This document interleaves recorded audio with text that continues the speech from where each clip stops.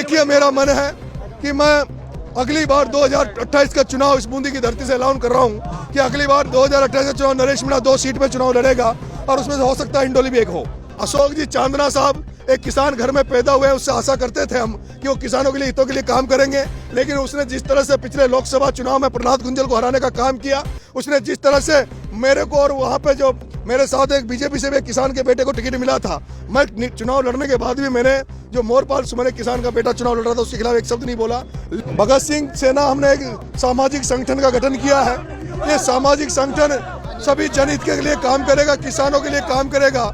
ये भगत सिंह सेना नौजवानों के लिए काम करेगी, बेरोजगारों के लिए काम करेगी। भगत सिंह सेना पर्यावरण, नशा मुक्त राजस्थान, भ्रष्टाचार मुक्त राजस्थान के लिए काम करेगी। इसमें मैं आह्वान करता हूं कि राजस्थान के सभी छात्र और युवाओं को इसमें ज़्यादा से ज़्यादा संख्या में जुड़े, ताकि हम जनहित के मुद्दों पर भगत सिंह सेना संगठित होकर लोगों के लिए काम करें। चुनाव में हार को स्वीकार किया है नरेश जी ने। बिल्कुल, मुझे बहुत ही बड़ा आशीर्वाद अंता की जनता ने दिया है। 55,000 वोट निर्दलीय होने के बाद भी मुझे वहाँ लोगों ने दिया है, उसके लिए मैं अंता की जनता का आभार व्यक्त करता हूँ और धन्यवाद दूंगा मेरे युवा साथियों का, जिस तरह से अंता के चुनाव को संभाला।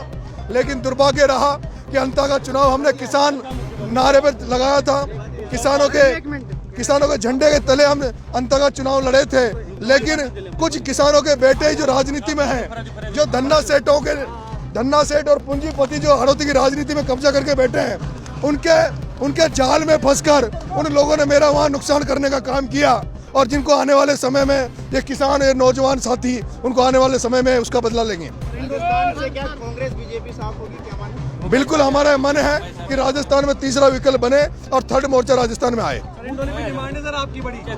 देखिए, मेरा मन है कि मैं अगली बार 2028 का चुनाव इस बूंदी की धरती से ऐलान कर रहा हूं कि अगली बार 2028 का चुनाव नरेश मीणा 2 सीट पे चुनाव लड़ेगा और उसमें से हो सकता है इंडोली भी एक हो।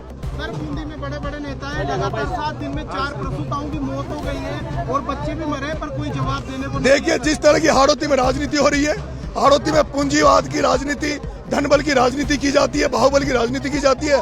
मैंने देखा है, एक बार मैं बीच में आया था, 3000 बीघा जमीन पर यहाँ लोकसभा स्पीकर ओम बिरला ने कब्जा कर रखा है गौशाला के नाम पर, जिसमें 700 बीघा जमीन गौशाला के नाम की है।